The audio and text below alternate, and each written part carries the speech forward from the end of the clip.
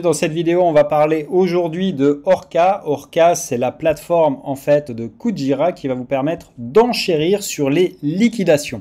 Alors, pour être très franc avec vous, c'est la première fonctionnalité que j'ai découverte sur Kujira à l'époque, et ça remonte à plus d'un an.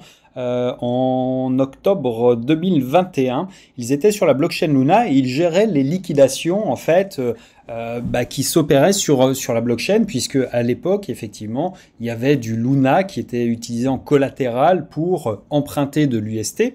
Donc la mécanique de mintage en fait de Luna était différente de celle qu'on a aujourd'hui sur l'USK, mais le principe en fait qui est appliqué et leur expertise vraiment à Kujira, c'est bien celle-ci, c'est d'être capable de générer des liquidations et de gérer ce marché-là. Au départ, il faut savoir que c'est un marché qui est réservé aux baleines, d'où le nom de Kujira pour la petite histoire. Et c'est leur mission au départ, c'était de rendre cette possibilité accessible au-delà des grosses baleines qui pouvaient, elles, acheter à discount des assets en solde parce qu'ils profitaient des liquidations, eh bien, c'était de le rendre accessible au petit peuple, aux investisseurs comme vous et moi, finalement, et qui pouvaient, finalement, faire de bonnes affaires sans être une grosse baleine. Concrètement, ça veut dire quoi? Alors là, il y aura à l'avenir d'autres marchés, en fait. Marché, c'est quoi? Ça veut dire qu'on peut enchérir sur des liquidations d'atomes, ici. Et on va tout simplement voir qu'ici, il y a des gens qui ont posé des ordres et qui s'engagent à acheter. Alors, on achète un petit peu à l'aveugle sur le prix, c'est-à-dire que quand on est sur l'USK, on voit que... Hop, je vais revenir ouvrir ma position. Là, j'ai de l'atome qui a été déposé. J'ai fait un prêt en USK. Et en fait, j'ai un prix de liquidation qui est le mien, mais qui n'est pas le même que celui de mon voisin ou de quelqu'un qui est arrivé une semaine. Ou de quelqu'un qui va arriver dans un mois. Donc en fait, les gens qui vont se faire liquider, ils arrivent parce qu'ils sont, leurs positions sont à risque et parce qu'en fait, pour récupérer l'argent finalement, on va le dire comme ça, eh bien, les gens déposent de l'atome et récupèrent de l'USK. En gros, ils empruntent de l'USK et ils déposent en collatéral, en garantie, en caution finalement de l'atome. Sauf qu'en fait, si le prix de l'atome chute trop violemment, eh bien, la plateforme revend automatiquement pour récupérer l'argent et pour s'assurer qu'il y ait toujours effectivement l'équilibre en fait. C'est le but du jeu, c'est qu'un USD soit à peu près égal à un USK.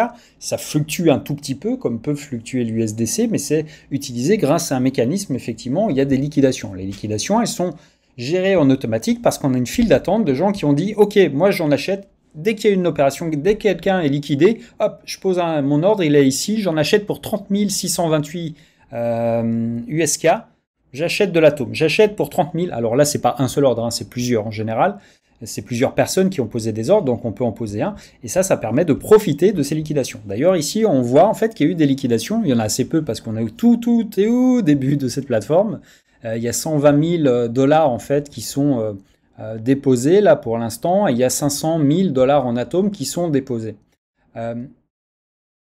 Donc pour le coup, ici, on voit qu'on a, là, dans les dernières opérations qui ont été faites, il y a eu un atome qui a été liquidé et la personne l'a acheté à 15. Alors, il a payé 15,492 pour 1,048 atomes, ce qui fait un prix moyen à 14,77. C'est pas mal, c'est un petit discount. Il y a des gens qui font des plus gros discounts ou des plus faibles discounts. Là, on voit que quelqu'un, Atom était sans doute plus cher au moment où la personne a pris de l'USK.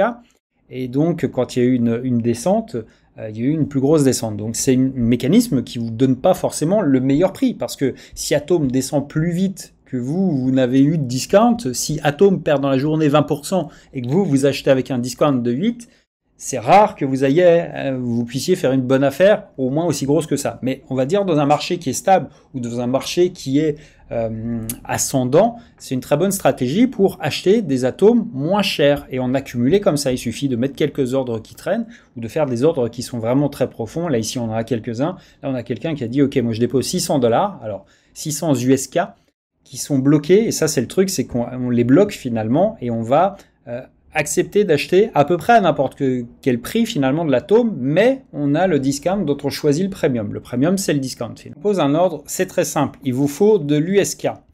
Pour l'instant, on n'a que l'USK. Donc, pour avoir de l'USK, j'ai fait une vidéo là-dessus déjà. Vous pouvez soit le minter, soit le swapper. Le swapper, vous allez dans Swap, vous allez sur ce que vous avez, par exemple, je ne sais pas, si vous avez du Kuji, par exemple, hop, vous le swappez et vous allez récupérer de l'USK. Vous pouvez le minter, je vous renvoie encore une fois vers cette vidéo qui est spécifique. Donc mettons que vous ayez de l'atome et que vous vouliez le faire travailler, faire une boucle positive. Par exemple, c'est un risque quand même, il y a toujours des risques là-dessus. C'est vous allez déposer vos atomes, vous allez emprunter de l'USK et vous allez mettre des enchères sur les liquidations des autres. Ça implique qu'effectivement vous sachiez ce que vous faites. Donc faites très attention à cette méthode, mais elle peut être extrêmement intéressante pour accumuler de l'atome sans avoir besoin de débourser plus d'argent, mais avec le risque que vous puissiez peut-être être liquidé. Donc faites très attention quand vous mettez des seuils de liquidation. Donc prenez toujours beaucoup de collatéralisation et prenez toujours beaucoup de précautions sur ce que vous allez déposer, emprunter, histoire d'être tranquille.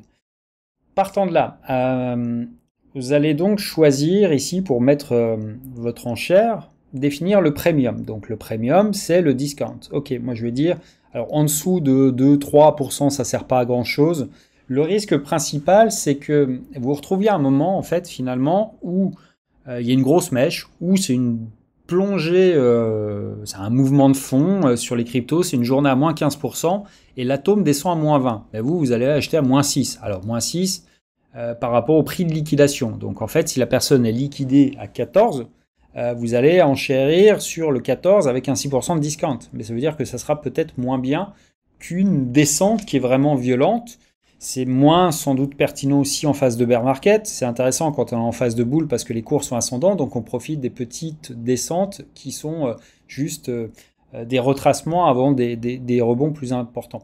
Donc faites attention avec cette stratégie, vous pouvez la tester. En dessous de 4-5%, je trouve que c'est pas pertinent, on gagne pas grand-chose, ou du moins ça vaut pas le risque qu'on prend. À partir de 6, c'est intéressant. Alors on va se mettre même pour l'exemple un 12, à vous de définir en fait cette partie-là. Je vais placer en fait, où je vais dire que je vais faire voilà ma position, je vais mettre 1,03 USK.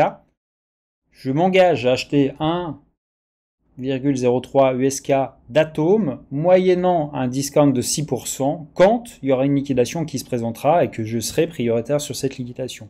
Ça veut dire qu'elles sont traitées dans l'ordre.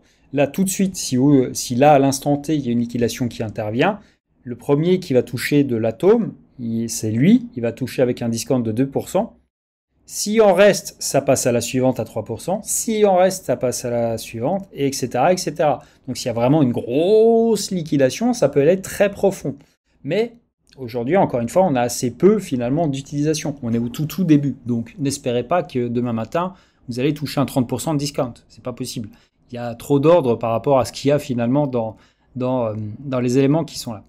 Mais à quoi ça sert concrètement? Vous voyez qu'il y a des gens qui déposent, moi je vais déposer $1, mais là il y a 30 000, il y a 120 000 $ qui sont bloqués et qui sont déposés, qui permettent de s'assurer en fait pour le protocole qu'ici quand ils impriment, puisqu'ils génèrent, ils mintent de l'USK, qui est bien effectivement en face une valeur qui permette de se récupérer en cas. Donc c'est pour ça que cette automatisation elle est aussi importante dans l'écosystème, parce que c'est vraiment la pierre angulaire qui permet d'avoir un stablecoin collatéralisé, mais qui essaye de rester toujours peg. Il y a toujours un petit décalage, y compris sur l'USDC, mais c'est ce qui garantit sa stabilité.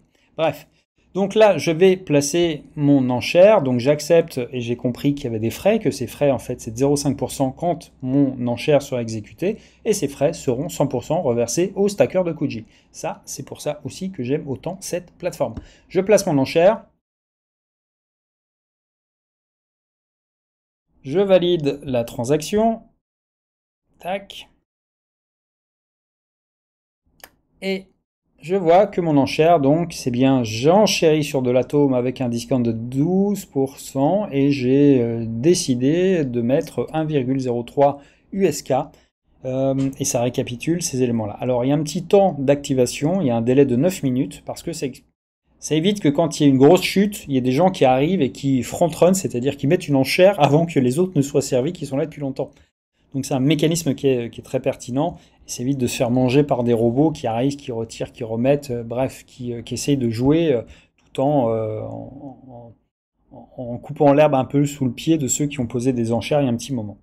Donc voilà pour cette vidéo. Encore une fois, à l'avenir, au fur et à mesure du temps, le projet de la blockchain Kujira, c'est d'utiliser de plus en plus de collatéral différents. Donc on parle de Kuji, on parle d'Osmo éventuellement, de Juno, on parle de BTC également. J'en ferai une vidéo d'ailleurs, sans doute une des prochaines, puisque le BTC va arriver, le Bitcoin va arriver sur la blockchain Kujira. Et vous pourrez l'utiliser en collatéral et donc enchérir aussi, puisqu'à chaque fois qu'il y aura cette possibilité de déposer du collatéral, il y aura cette possibilité de participer aux enchères sur les liquidations.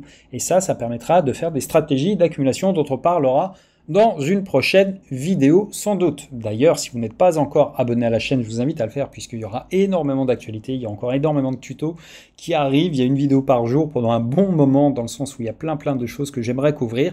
Et si cette vidéo vous a intéressé, plu, n'hésitez pas à commenter, partager et à me le faire savoir. À très vite.